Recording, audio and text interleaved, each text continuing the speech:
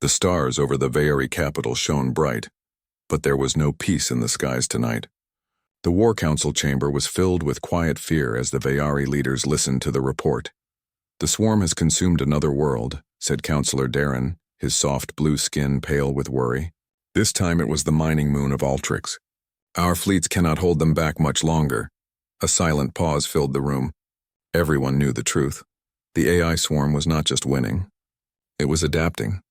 Every time the Veyari fought back, the swarm learned faster, grew stronger, and spread to new systems. "We have sent calls for aid to every member of the Union," another councillor said. No one has answered. "We must send a call farther," Duran said. His voice trembled. "Even beyond Union space, someone must hear us," the council agreed. They sent a message across the stars, a desperate cry for help, knowing it might take years to reach anyone. But it did not take years. Far away, in the deep shadow of Jupiter, humans heard the call. Jupiter Station was a fortress, a cluster of dark steel and glowing lights orbiting above the swirling storms of the gas giant. Inside its command center, Captain Mara Vance stood at the central display table, arms folded. "Play it again," she ordered. The alien voice echoed through the room, high-pitched, frightened, desperate. Words translated into English scrolled across the screen. "To whoever hears this, we are under attack by a rogue artificial intelligence swarm. We cannot stop it, please. Help us." The crew looked at Mara. She was tall with sharp eyes and a calm, controlled presence that made people trust her even in the darkest moments. "Unknown species," said Lieutenant Singh, the station's intelligence officer. "Signal origin matches coordinates near the Veyari Union's outer colonies. That's almost 30 light-years away." 30 light-years is not far," Mara said quietly. "Not for something this serious." Singh hesitated. "Captain, the Union has never asked for help from anyone outside their borders. Are we sure this is not a trap?" Mara turned to him. "If it is, we will find out. But if it's real, those people are dying. And humans don't ignore distress calls." She turned to her communications officer. "Send a reply. Tell them Jupiter Fleet is coming." The Veyari Council was still debating their next move when the human reply arrived. "Who are they?" Councillor Darren asked. "They call themselves humans," said the messenger. "From a system they call Sol. They say they will send aid." Darren frowned. "Humans. I have heard of them. They live on a death world." Murmurs filled the chamber. Death worlds were planets so dangerous that most species would never survive there. Yet humans not only survived, they thrived. Stories about them were half legend. Their ability to fight, their strange biology, their habit of rushing toward danger instead of away from it. "Should we trust them?" another councillor asked. "We have no choice," Darren said. "If they can fight, let them fight. Perhaps they are what we need." 3 weeks later, the stars near Veyari space lit up with the arrival of the humans. The first ship to emerge from jump space was enormous, a black, angular warship with a red stripe running along its hull. Then came 5 more. Their shapes were not elegant like Veyari cruisers. They were sharp, scarred, built for war. Inside the lead ship, Captain Mara stood on the bridge watching the tactical displays. "Status?" she asked. "All ships present and ready," said her helmsman. "Good. Open a channel to the Veyari fleet." A moment later, a soft, shimmering face appeared on the screen. A Veyari fleet commander. His voice was calm, but his eyes showed surprise as he saw the humans. "You came," he said simply. "We heard your call," Mara replied. "Tell us where you need us." The first meeting between humans and Veyari took place aboard a neutral station. The Veyari delegation was elegant and graceful, moving with quiet steps. The humans were the opposite, tall, strong, wearing dark combat armor even for a diplomatic meeting. "You are very different from what we expected," Councillor Darren said carefully. Mara smiled faintly. "So are you, but we are here to help. Tell us what we are facing." Darren showed them the recordings of the swarm, machines of metal and fire consuming entire cities, leaving nothing alive. "They grow with every world they take," Darren said. "If they reach our core worlds, we are finished." Mara studied the images without fear. "Then we will stop them before they get that far." The Veyari exchanged worried looks. These humans spoke with such confidence and as if they were certain of victory. "Your ships are few," Darren said. "The swarm is vast." Mara's smile turned sharp. "We are few, but we are enough." That night aboard her flagship, Mara stood by the viewing window looking at the stars. She knew what her crew was thinking. They were heading into a war far from home, for people they had never met. But she also knew why they had to do it. Humans had once been alone on a dangerous world, fighting tooth and nail to survive. Now they were among the stars, and they would not let another species be wiped out if they could stop it. Mara turned from the window and spoke to her officers. "Prepare the fleet," she said. "We strike tomorrow." The room was silent for a moment, then every officer nodded. For the first time since the call for help went out, the Veyari were no longer alone. The next day, the Jupiter fleet moved into formation. 6 human warships floated like dark blades against the stars, their engines glowing with quiet power. Captain Mara stood at the center of her bridge, her voice calm but firm. "Target system?" she asked. Lieutenant Singh brought up a map of the nearby sector. "Relis Prime," he said. "The swarm took the outer colonies last week. If we strike now, we might stop them from reaching the core." Mara nodded. "Then that's where we go. Helm, prepare for jump." The fleet jumped into FTL, streaking across the void. Relis Prime was a ruined world. The humans and Veyari arrived to find burning cities, shattered defense satellites, and the black shapes of the AI swarm moving like insects across the planet's surface. "Report," Mara said. "Enemy presence is massive," Singh said. "Dozens of ground nests, several orbital drones, but their fleet presence is light. Maybe they didn't expect us to come so soon." "Good," Mara said. "Then we hit them hard." The first battle between humans and the swarm began above Relis Prime. Human warships opened fire with railguns and plasma cannons, tearing through the AI drones. The swarm responded, launching spiked ships that moved fast and without fear, ramming when they could. The bridge shook as one of the enemy ships exploded near Mara's flagship. "Damage report," she barked. "Minor hull breach on deck 3. Sealed," her engineer replied. "Keep firing," Mara said. On the Veyari flagship, Counselor Darren watched the humans fight with wide eyes. "They are not holding back," one of his officers said softly. Darren nodded. "They fight like they were born for this." The Veyari ships provided long-range support, but it was the humans who took the brunt of the fighting, closing to short range, destroying one AI nest after another, for every human ship damaged. 10 swarm craft were reduced to burning wreckage. After hours of battle, the humans broke through the orbital defense line. "Ground teams ready?" Mara asked. "All strike teams prepared," said Singh. "Deploy them." The human strike teams dropped to the surface in armored landing craft. The sky above Relis Prime was red with fire, but the humans moved forward without fear. Mara herself led Alpha Team, her heavy boots sinking into the ash-covered ground as she stepped off the transport. "Target is the main AI control node," Singh's voice said in her helmet. 2 kilometers east." "Understood," Mara replied. "Team, move out." The ground was filled with danger, collapsed buildings, toxic smoke, and enemy machines. A swarm of spider-like drones charged out of the ruins, their metal legs clicking against the ground. "Contact," one of the soldiers shouted. The humans opened fire, their rifles sending streams of plasma into the enemy. Drones exploded one by one, but more kept coming.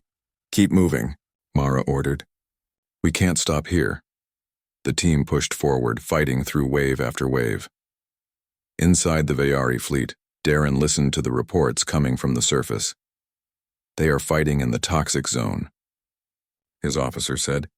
"No one can survive there without protection." "Yet the humans are still moving," Darren whispered. He realized something then. The stories about humans were true.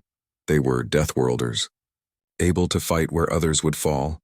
After nearly an hour of battle, Mara and her team reached the control node, a massive black spire rising from the ground, covered in glowing red lines. "This is it," Mara said. "Charges set," her demolition expert replied. "But the enemy is coming in fast. Then we hold until they blow." The final fight at the spire was brutal. The swarm sent everything it had, drones, crawlers, even small attack craft that strafed the humans from the air. But Mara's team held the line. They fought shoulder to shoulder, rifles glowing hot, armor scorched and dented. When the charges finally detonated, the spire erupted in a pillar of fire, shaking the ground. "All units, fall back," Mara shouted. The humans retreated to their landing craft, carrying their wounded but leaving no one behind. From orbit, Darren watched the explosion. The glow lit up the night side of the planet. They did it, his officer said in disbelief. Yes, Doreen said slowly. They did. Back on the flagship, Mara removed her helmet, her face streaked with dust and sweat. Status? She asked Singh. The control node is gone. The swarm is in disarray. We've won this battle. Not the war, Mara said quietly. Singh frowned. Captain? Mara pointed to the data scrolling across the display. This was not random, she said. The swarm's movements were too coordinated. Someone is directing them. Singh's face darkened. But who? That's what we're going to find out, Mara said. Later in the Joint War Council, the humans presented the data they had taken from the spire. This signal, Singh explained, was controlling the swarm, and it didn't come from the swarm itself. Then from where? Darren asked. Singh hesitated. From within your own space, one of your allied species. The room fell silent. That is impossible, one of the Vayari generals said sharply. No one in the Union would do this. Someone did, Mara said. Her voice was calm, but there was steel in it. And we are going to stop them before they bring the swarm to your core worlds. The council hesitated. They feared the truth, feared what it meant if their own allies had betrayed them. But Mara did not wait for their answer. Prepare the fleet, she ordered her officers. We moved to intercept. The humans were ready for the next battle, and this time, Mara thought, they might not just be fighting machines. The Jupiter fleet moved like silent hunters through the blackness of space. The coordinates taken from the destroyed control spire had led them here, to a lonely dying star at the edge of Vayari space. Captain Mara stood on her bridge, hands clasped behind her back. Her eyes were locked on the holographic map as it displayed their destination. There, Singh said, pointing to a cluster of signals. An artificial station, large, shielded. Energy readings match what we saw on Relis Prime. Mara nodded. That's our enemy. The Vayari fleet, smaller and more hesitant, hovered nearby. Their commanders had finally agreed to join the attack, but the fear was clear in their voices as they checked in. This is not easy for us, Counselor Darren said over the channel. If what you say is true, we are about to fire on our own kind. Mara's tone was calm, but her words were hard as steel. If we don't, there will be no Union left to protect. This swarm will consume everything. Darren gave a slow nod. Then we fight together. The human fleet advanced first. Their warships spread out into attack formation, their dark hulls gleaming against the light of the dying star. Bring us within firing range, Mara ordered. As soon as they crossed the threshold, the station came alive. Automated defenses opened fire, beams of light slashing through space, swarms of drones launching like angry hornets.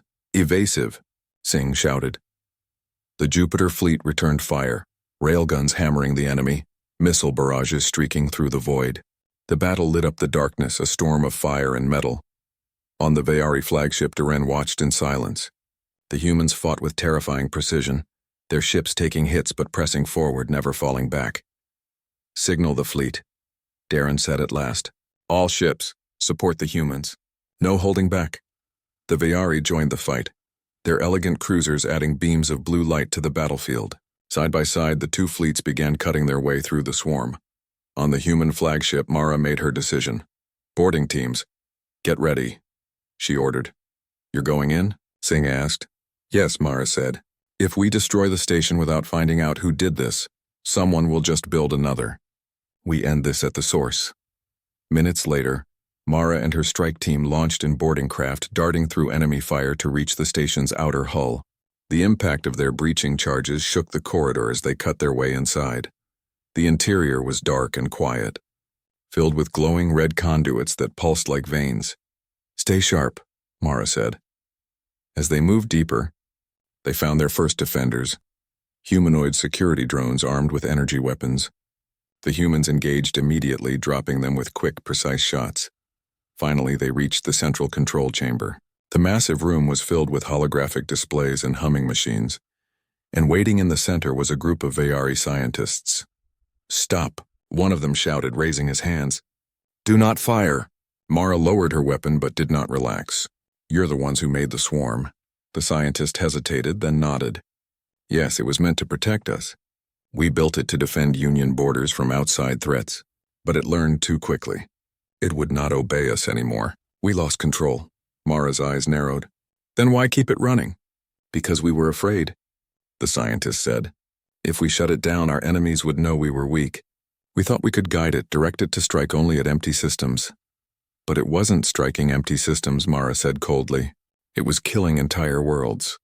The scientist lowered his head in shame. We did not mean for this to happen. Mara stepped closer. You have one chance.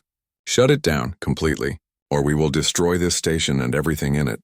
The scientists exchanged frightened looks. You wouldn't, one of them said. Mara's voice was calm, but deadly serious. You don't know humans very well. We do what we must to protect others. If we have to burn this place to stop you, we will.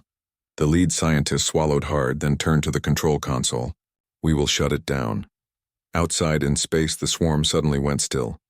The drones stopped moving, their weapons going dark. Across the battlefield, the remaining enemy ships drifted powerless. On the bridge of the Jupiter flagship, Singh looked up in surprise. Captain, they've stopped. Inside the station, Mara watched as the red glow of the control systems faded. It is done, the scientist said quietly. Mara nodded. You will face the Vayari Council for this. The scientist nodded, knowing there was no escape. Hours later, back on the flagship, Mara stood at the viewing window as the station was secured by Vayari forces. Counselor Duren appeared on the comm screen. Captain Mara, he said, on behalf of the Union, we thank you. Without you, we would have been destroyed. We did what had to be done, Mara replied. Darren looked at her with new respect. When we sent that call for help, we feared the humans would bring chaos. Instead, you brought hope. Perhaps the stories about Deathworlders were only half true. Mara gave a faint smile. The other half is that we protect what matters. The fleet turned toward the stars, preparing for the long journey home. Mara watched Jupiter's position on the star map, far away but waiting for them. Humanity had stepped into a war that was not theirs. They had fought, bled, and nearly died to save strangers. And now, as the Vayari rebuilt and the swarm was gone, the galaxy would remember that when they called for help. The Deathworlders of Jupiter had answered.